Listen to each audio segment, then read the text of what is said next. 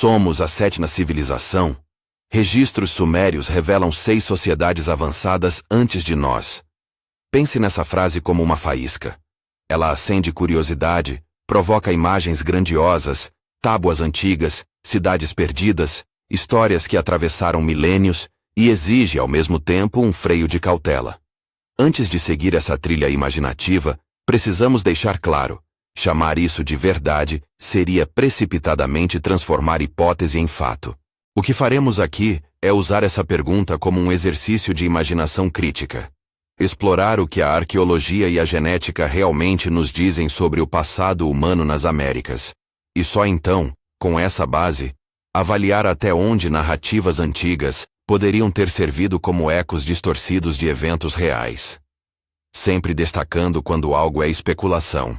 E quando algo é evidência bem fundada. Imagine-se num final de tarde frio, numa planície branca de gesso no Novo México. O vento é seco. O sol, ao baixar, recorta as dunas em linhas duras. No solo, presos numa crosta de lama que secou há muitos milhares de anos, há impressões de pés. Pequenas, grandes, de adultos e de crianças. Uma sequência que conta uma história sem palavras. Passos, pausas, voltas. Cientistas e visitantes olham, tentando montar o quebra-cabeça mais simples e ao mesmo tempo mais profundo que existe. Quem fez essas pegadas? Para onde iam? O que estavam fazendo ali, naquele lugar que hoje parece quase lunar? Esse é o cenário das pegadas de White Sands, e é um daqueles raros achados arqueológicos que vão direto ao coração da questão sobre quem nós, como espécie, éramos em épocas remotas. As melhores estimativas publicadas colocam essas pegadas numa faixa entre cerca de 21 mil e 23 mil anos atrás. Esses números vêm de análises de material orgânico, sementes e fragmentos vegetais, que ficaram aprisionados nas camadas que fecharam as pegadas. Foram realizadas data-codes por radiocarbono em laboratórios independentes, e o conjunto de resultados apontou para um passado muito mais antigo do que o que, durante décadas, foi chamado de norma, no estudo do povoamento das Américas. Como funciona, em linhas gerais, essa técnica que nos dá idades? O radiocarbono mede a quantidade de carbono 14 remanescente em restos orgânicos. Enquanto um organismo está vivo, ele incorpora carbono em equilíbrio com a atmosfera. Ao morrer, esse carbono 14 começa a decair a uma taxa conhecida. Medindo quanto restou, os laboratórios estimam há quanto tempo aquele material deixou de trocar carbono com o ambiente. É uma ferramenta incrivelmente poderosa, mas não é mágica. As datas vêm com margens de erro, dependem da preservação do material, das amostras escolhidas, e por isso, a prática científica exige replicação. Datas vindas de laboratórios independentes, de diferentes amostras no mesmo contexto estratigráfico, aumentam a confiança. Quando as pegadas de White Sands foram testadas por amostras diversas e por equipes diferentes, a interpretação de uma antiguidade surpreendente ganhou força e trouxe outra consequência: um abalo no que se chamava de paradigma Clovis First. Durante grande parte do século XX, muitos pesquisadores aceitaram a ideia de que os primeiros humanos nas Américas haviam chegado por uma única onda e deixado um traço tecnológico bem definido. As pontas de projétil fluted, chamadas de Clovis.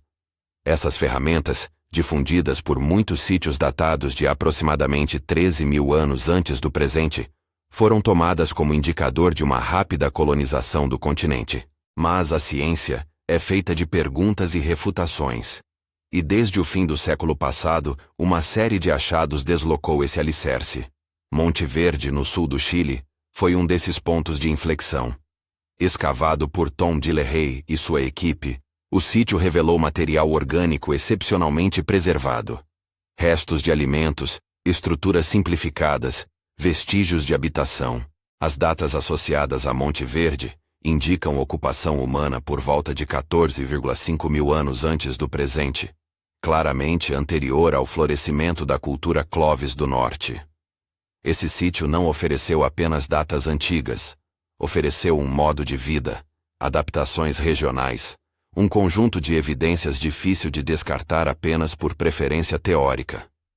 A publicação dos dados e o debate que se seguiu forçaram a arqueologia a reavaliar a cronologia e a diversidade das primeiras populações das Américas. Mais ao norte, nas Paisley Caves, no Oregon, Dennis Jenkins e colegas documentaram outra quebra de expectativa.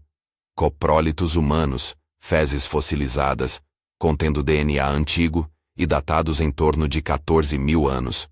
Não era apenas uma data numérica, era um marcador direto de presença humana e ainda por cima com informação genética preservada. Cada um desses achados, isoladamente, já seria significativo. Juntos, somados a outros sinais geográficos e paleoclimáticos, eles começaram a desenhar um quadro em que múltiplas ondas, múltiplas adaptações e talvez rotas diferentes, inclusive litorâneas, teriam contribuído para o povoamento. É importante sublinhar que derrubar um paradigma não é automaticamente ter um novo consenso pronto. Muitos sítios com datas anteriores ao Horizonte Clovis são objeto de discussões técnicas, questões de contaminação, de deslocamento de camadas sedimentares, de interpretação dos materiais. Meadowcroft Rock Shelter, na Pensilvânia, por exemplo, apresentou datas antigas que alguns pesquisadores interpretaram como evidência de ocupação muito anterior a Clovis. Outros levantaram hipóteses sobre intrusão de carbono mais moderno, processos de infiltração e problemas de datação. A ciência progride justamente por esse jogo. Propostas robustas resistem à crítica e se consolidam, enquanto outras permanecem controversas até que novos dados resolvam a questão. Voltando às pegadas, a potência emocional de White Sands é exatamente essa. Fala diretamente à ideia de pessoas caminhando num mundo que, pelo quadro clássico, não deveria tê-las ali ainda. Quando vemos uma série de passos preservados, temos diante de nós uma narrativa quase imediata. Existe um movimento, um comportamento, e isso ativa uma curiosidade legítima. Se humanos andavam por ali há mais de 20.000 anos, como encaixar isso nas rotas, nas adaptações e na genética que observamos hoje?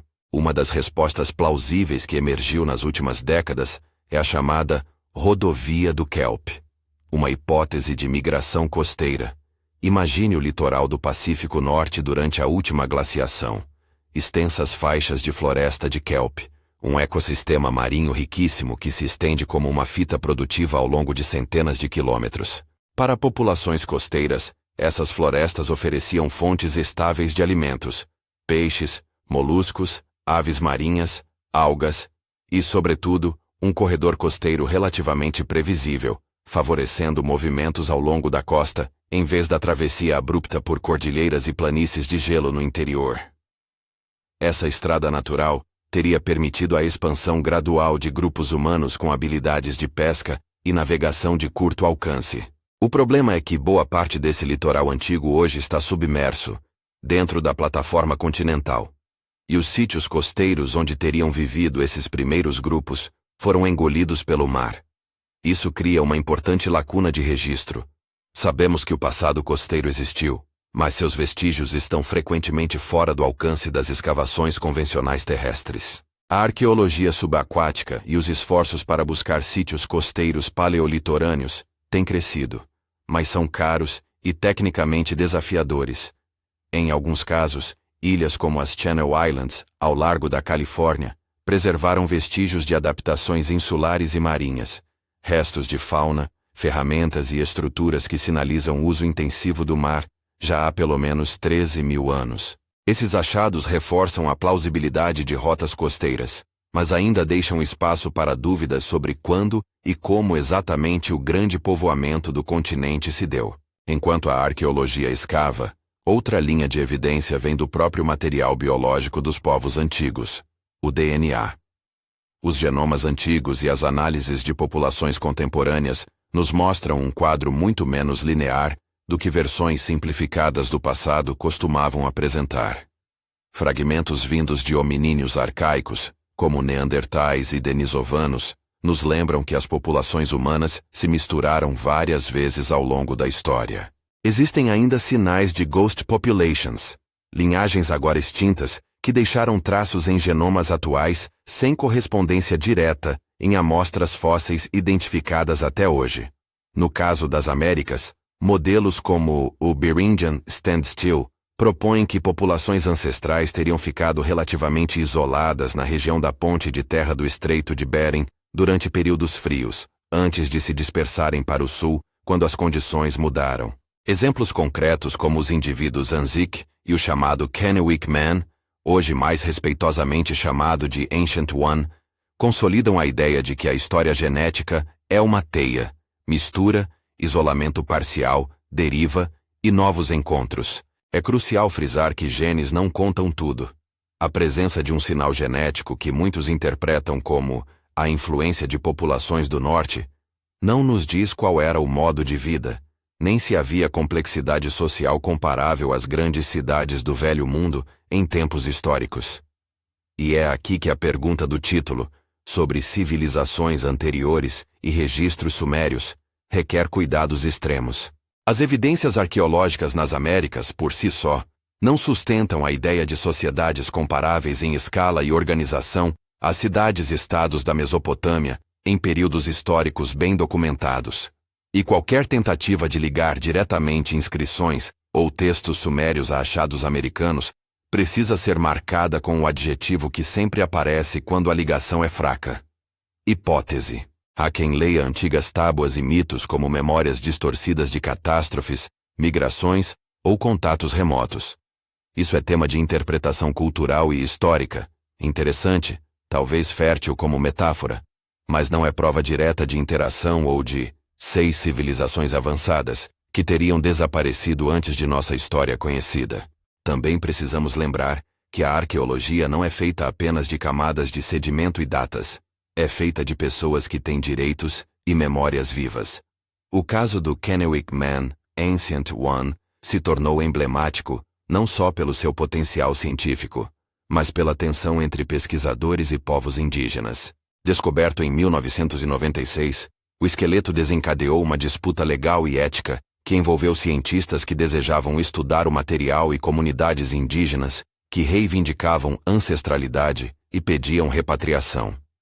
Nos Estados Unidos, a lei conhecida como NAGPRA, Native American Graves Protection and Repatriation Act, trouxe um arcabouço legal para essas disputas, obrigando museus e instituições a dialogar com tribos sobre restos humanos e artefatos.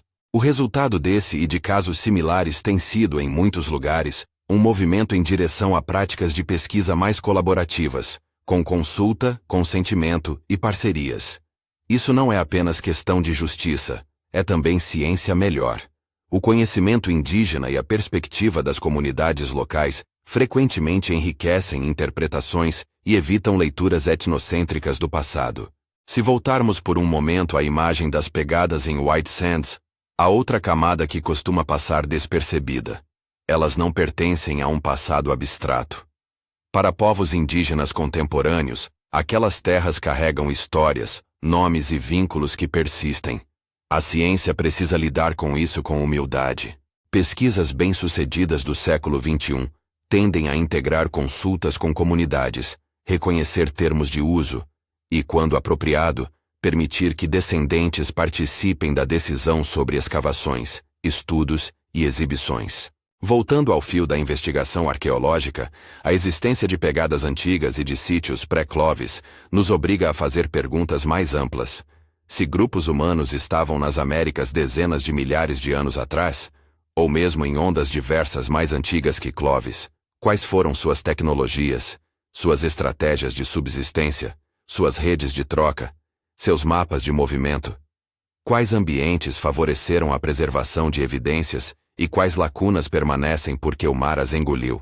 E talvez o mais difícil de responder, como conectar migrações, adaptações locais e sinais genéticos em uma narrativa que seja fiel ao volume de dados e às incertezas? Uma leitura possível, e que muitos pesquisadores consideram plausível, é que a colonização do continente não foi um único evento fundacional, mas antes uma série de movimentos humanos, alguns terrestres, outros costeiros, ocorrendo em momentos diferentes e deixando traços variados. Em certos lugares, a preservação foi boa o suficiente para que artefatos e estruturas sobrevivam. Em outros, restaram apenas fragmentos, pegadas numa crosta de lama, sementes carbonizadas, fragmentos de carvão dentro de um piso. Em mais lugares ainda, a história foi apagada pelo avanço do mar, pelo transporte de sedimentos ou por processos erosivos. E é aqui que a história se torna particularmente instigante. Diante de fragmentos, o trabalho científico é reconstruir um filme a partir de quadros dispersos. Algumas das hipóteses mais sedutoras, rotas costeiras longas, contatos nos extremos do Oceano Pacífico, memórias preservadas em tradições orais que poderiam, de formas complexas, ecoar eventos antigos, merecem ser exploradas. Mas merecem, acima de tudo, ser tratadas com método, hipóteses a testar, não contos a proclamar. Ainda assim, no meio dessa cautela, há espaço para o assombro. Pense nas pegadas como um relógio ao contrário, marcando um encontro íntimo entre humanos e um lugar específico, numa época remota. Pense em Monte Verde como um acampamento que se mantém em silêncio por quase 15 mil anos, até que a escavação o traga à luz e force uma revisão dos livros. Pense nas coprólitos de Paisley com seu DNA, um vestígio tão íntimo e contraditoriamente revelador. Cada um desses achados carrega consigo a emoção de ter sido encontrado no tempo certo para mudar uma narrativa estabelecida. E então surge a tentação, que encabeça o título.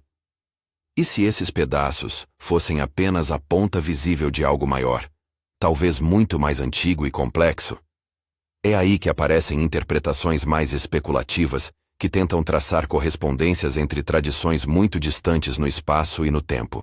Alguns estudiosos e pensadores alternativos olham para tabuinhas antigas do Crescente Fértil, mitos sobre dilúvios e cidades esquecidas, e propõem que memórias de catástrofes globais ou contatos remotos poderiam explicar semelhanças temáticas.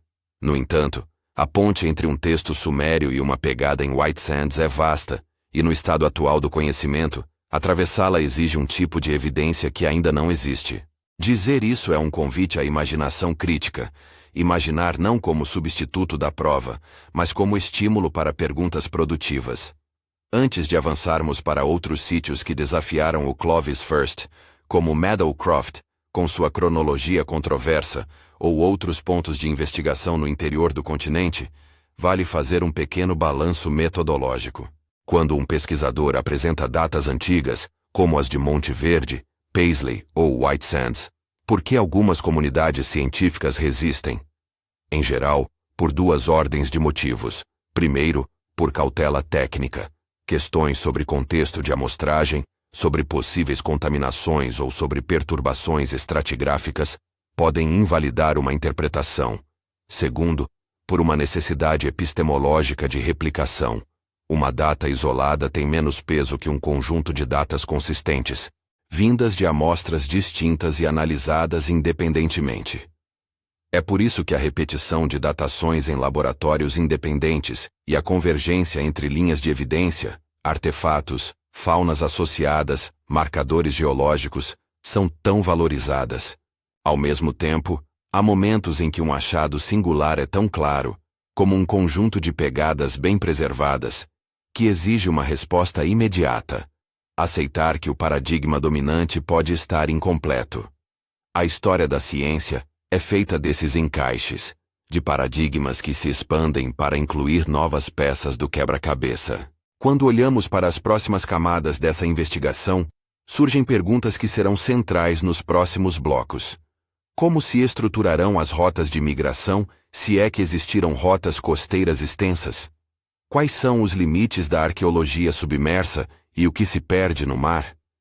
Como a genética antiga se combina com as evidências arqueológicas para produzir uma narrativa coerente? E por fim, que papel tem a memória cultural na preservação de eventos traumáticos ou transformadores ao longo de milênios? Se White Sands nos deu um retrato vívido do cotidiano de alguém há mais de 20 mil anos, as próximas paisagens dessa história nos conduzirão por vales, cavernas, ilhas e costas, que compõem um mapa de possibilidades. Alguns caminhos serão relativamente bem iluminados por evidências robustas.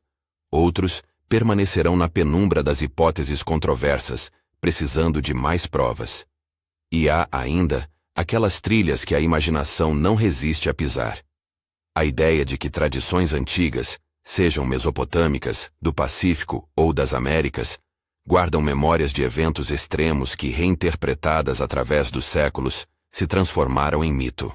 Antes de seguir adiante, um lembrete prático.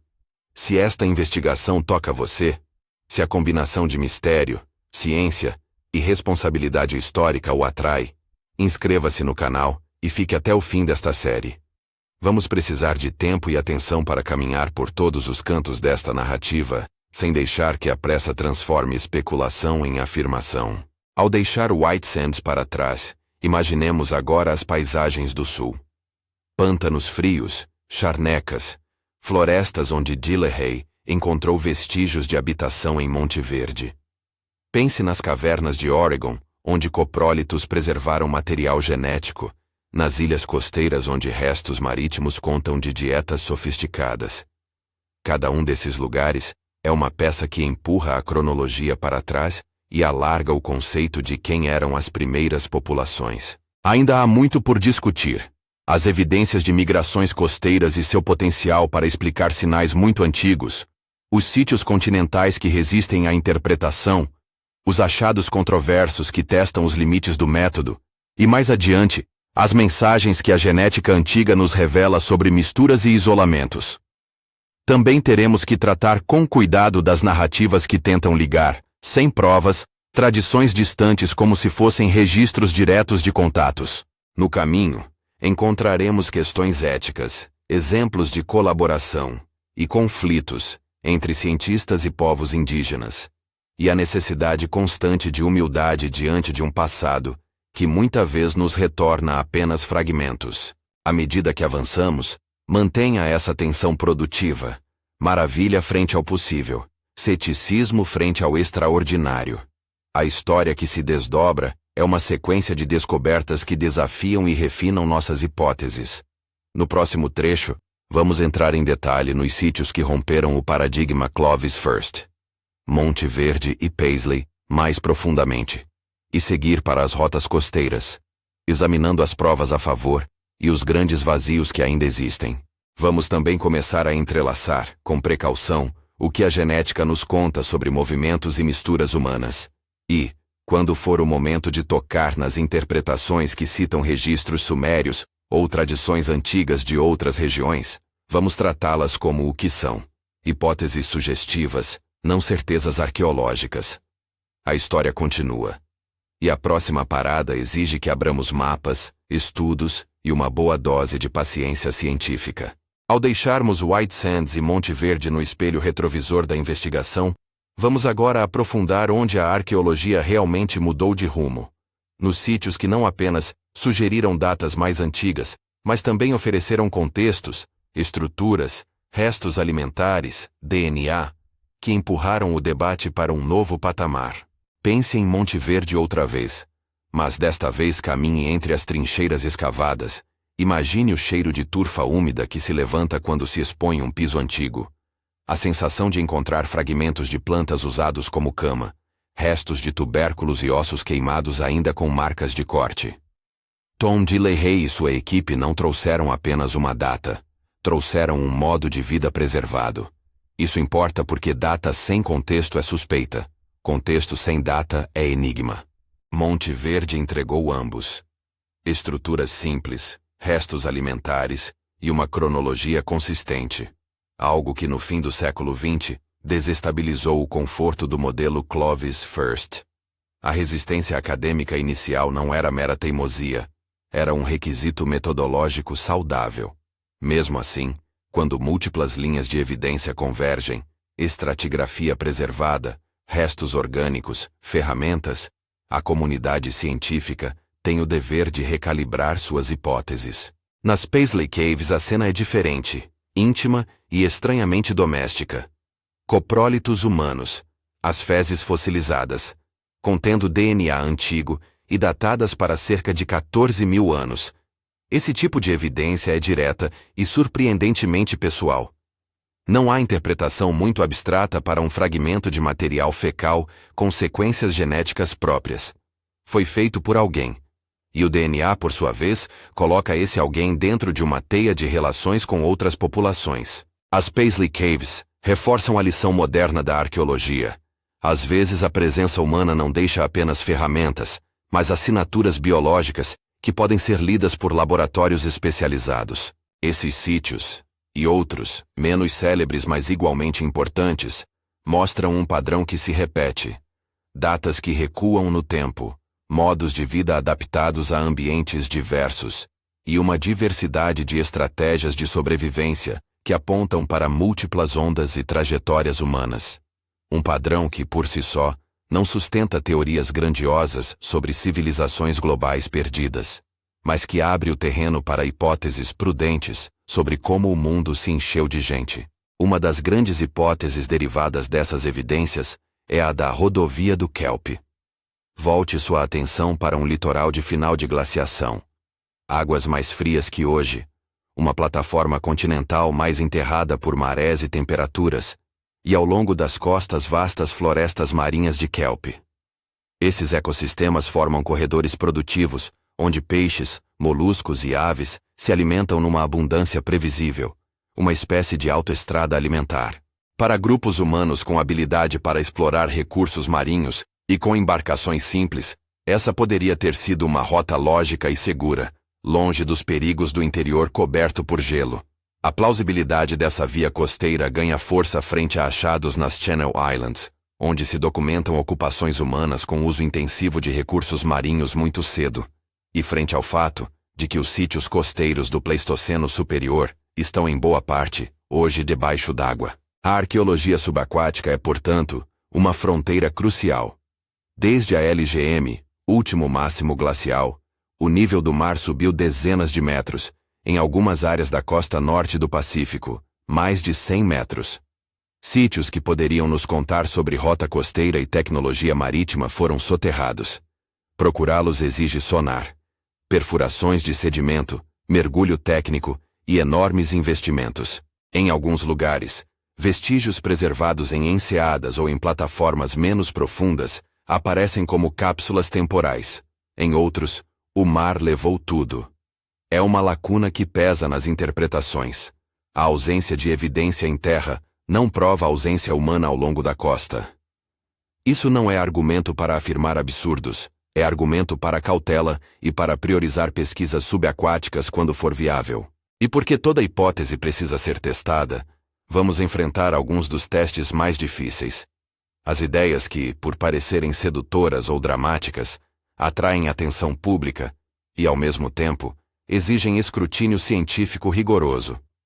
A hipótese solutrense, por exemplo, argumenta que grupos do extremo oeste da Europa, culturas solutreanas, teriam atravessado o Atlântico e influenciado a tecnologia conhecida como Clovis na América do Norte. A base dessa hipótese está na similaridade formal entre certas lâminas de pedra, mas correspondência estética não é prova de contato. Arqueólogos criticaram a hipótese por razões geográficas, cronológicas e, sobretudo, genéticas. Não há um sinal genético coerente que sustente uma migração direta da Península Ibérica para a América do Norte nesse período, e as cadeias tecnológicas podem convergir independentemente em lugares diferentes. Assim, a hipótese solutrense permanece controversa e marginal na comunidade científica.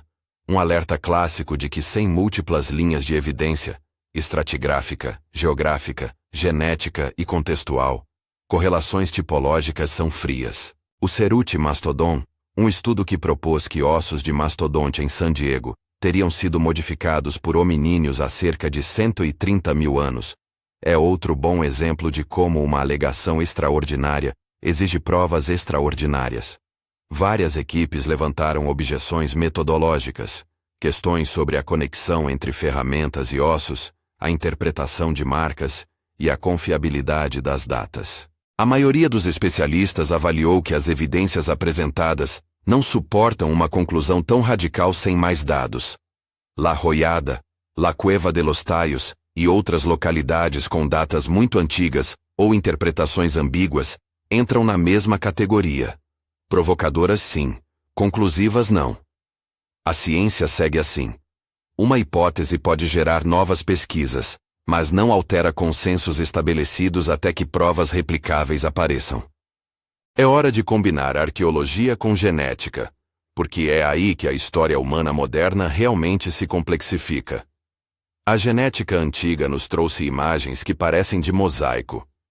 Traços de neandertais e denisovanos em genomas modernos nos mostram que cruzamentos entre linhagens ocorreram repetidas vezes. Linhagens fantasmas, ou ghost populations, representam a possibilidade de que populações inteiras deixaram marcas genéticas sem que tenhamos fósseis identificáveis para nomeá-las.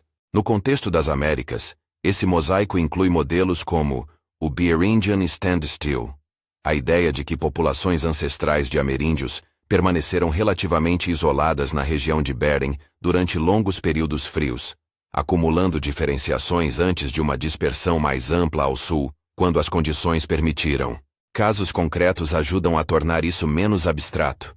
Anzique 1, o enterro infantil encontrado em Montana com associação a artefatos e datado de cerca de 12,6 mil anos BP, mostrou afinidades genéticas com povos nativos americanos contemporâneos, sugerindo continuidade material e genética na região. O chamado Kennewick Man, descoberto em 1996, foi objeto de uma intensa batalha jurídica e científica. Em termos genéticos, estudos subsequentes demonstraram que, longe de ser um estranho desassociado das populações locais, o Ancient One partilhava laços com povos indígenas da costa noroeste. Esse resultado teve implicações legais e éticas profundas. Reforçou reivindicações de ancestralidade e apoiou pedidos de repatriação feitos por comunidades indígenas. O caso é paradigmático. Ciência e direitos humanos se encontraram, e a resolução do conflito foi um aprendizado institucional sobre como a pesquisa deve ser conduzida em terras que têm descendentes vivos. A genética revelou também sinais intrigantes em lugares inesperados, como o chamado sinal australo-asiático, encontrado em estudos de populações amazônicas contemporâneas, uma linha de evidência que alguns interpretaram como traço de uma Population Y. Uma ancestralidade remota com afinidades ao Sudeste Asiático e à Oceania, agora detectada em frações do genoma. Essa leitura ainda é objeto de debate. São resultados baseados em modelos estatísticos e interpretações de afinidades distantes, e os pesquisadores frequentemente enfatizam que são hipóteses sobre fluxos antigos, não confirmações de migrações marítimas em larga escala. Em resumo, a genética mostra uma história tecida, com entradas, saídas, misturas e lacunas. É um mapa dinâmico, não um roteiro definitivo. É vital repetir o que já dissemos, de forma ainda mais clara. Genes não equivalem à cultura, e cultura não equivale à complexidade social no sentido das cidades-estados históricas. Traços genéticos que indicam contato distante ou ancestralidade parcial não validam por si só a ideia de civilizações urbanas avançadas, onde hoje só temos vestígios pontuais. A palavra civilização carrega critérios: densidade populacional, complexidade política, escrita, produção em escala, que não podem ser inferidos apenas de uma semelhança tipológica de ferramentas ou de um componente genético complexo.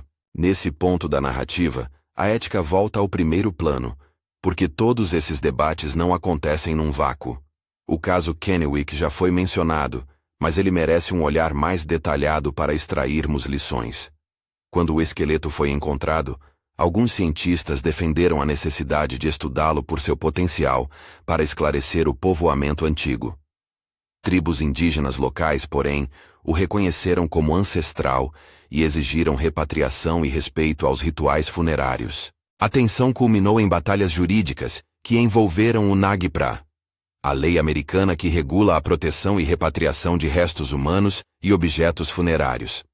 O desfecho, que acabou inclinando-se para uma maior consideração aos direitos indígenas, não foi um retrocesso acadêmico. Foi a afirmação de que a ciência contemporânea precisa dialogar e negociar com comunidades que têm ocupação continuada ou ligações culturais com os objetos e restos humanos em questão. O caminhamento desde o conflito até práticas colaborativas demonstra que a arqueologia melhorou quando integrada a perspectivas locais: pesquisa conjunta, coautoria, consultas prévias, acordos sobre exposição pública e retorno de restos. Essas práticas não só respeitam direitos humanos, Enriquecem a ciência com conhecimento local, oralidades e protocolos que ajudam a fechar lacunas interpretativas. Com todas essas peças na mesa, retornemos à pergunta provocativa que abriu este vídeo. Somos a sétima civilização? Registros sumérios revelam 6 sociedades avançadas antes de nós. Repetir a pergunta é útil porque nos obriga a colocar os pés no chão da evidência. Aqui entra uma advertência inescapável. Hipótese sugestiva, sem evidência arqueológica direta, que conecte Sumer aos achados discutidos. Essa frase não é retórica vazia. É a bússola que orienta onde terminam a imaginação e onde começa a exigência de prova. Dito isso, por que essa pergunta é tão atraente? Parte da resposta está no poder das narrativas míticas e na tendência humana de buscar padrões. Textos antigos, sejam sumérios, babilônios ou de outras tradições, contêm memórias transformadas. Eventos traumáticos, como inundações, deslocamentos populacionais e colapsos de subsistência, são passados por gerações em formas míticas. É plausível imaginar que fatos geológicos significativos, um aumento abrupto do nível do mar, um terremoto costeiro, uma série de tempestades catastróficas, possam ter deixado impressões duradouras que, ao longo de milênios, se metamorfosearam em narrativas sobre deuses, dilúvios e cidades perdidas. Nesse sentido, relatos sumérios sobre inundações ou eras anteriores podem, metaforicamente, espelhar memórias de catástrofes regionais muito antigas. Mas espelhar não é documentar, e metáfora não é testemunho direto. O exercício intelectual aceitável aqui é o de comparar, com cuidado, temas e buscar se existem conexões plausíveis através de dados independentes. Geologia, sismologia, paleoclimatologia e arqueologia. Uma leitura responsável poderia propor. Talvez certas tradições mesopotâmicas contenham ecos de mudanças ambientais profundas ocorridas no Holoceno inicial. Talvez algumas memórias de catástrofes tenham sido transportadas por redes de comércio e migração, refratadas por séculos até se tornarem mito. Essa é uma hipótese cultural e histórica sobre transmissão de memória, não uma reivindicação arqueológica de contato transoceânico ou de 6 civilizações avançadas globais. É também aqui que a prosação do título revela seu papel. Serve para provocar perguntas que a ciência pode testar, não para ser a sentença final. Há ainda outro ângulo a considerar quando se fala de registros sumérios e de memórias profundas.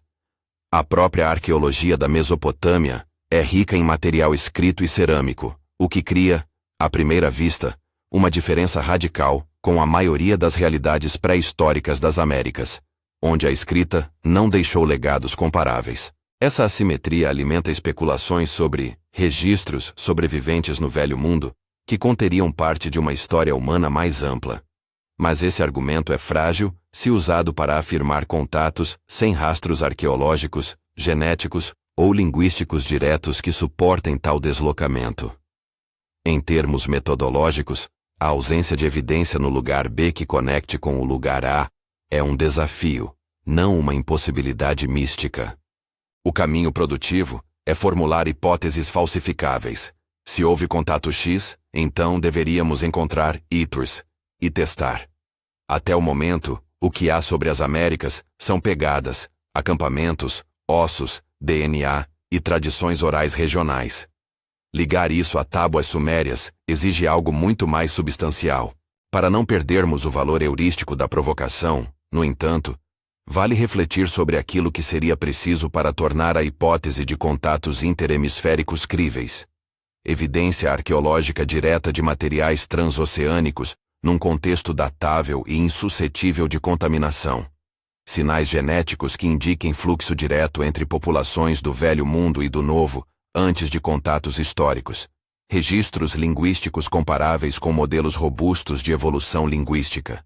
E, idealmente, múltiplas linhas de concordância que cruzem independentes campos de estudo. A ausência atual desses elementos torna a hipótese improvável, não impossível em termos absolutos, mas certamente sem suporte suficiente para ser reclamada como verdade. À medida que nos aproximamos do final desta jornada, recapitulemos a lição central, sem cair na tentação de dar um veredito definitivo. A ocupação das Américas é melhor entendida hoje como um processo em camadas. Ondas, adaptações locais, misturas genéticas e soluções variadas a ambientes distintos. Alguns sítios preservaram vestígios claros e quase cinematográficos, como as pegadas de White Sands, que nos recordam da intimidade de pessoas que pisaram um mundo diferente do nosso. Outros vestígios são frios, fragmentados, exigentes de interpretação e replicação. A genética acrescenta uma dimensão que complexifica histórias lineares, ao mostrar trocas, isolamento e linagens extintos. A arqueologia subaquática nos lembra que parte do arquivo humano simplesmente está fora de alcance, debaixo de mar.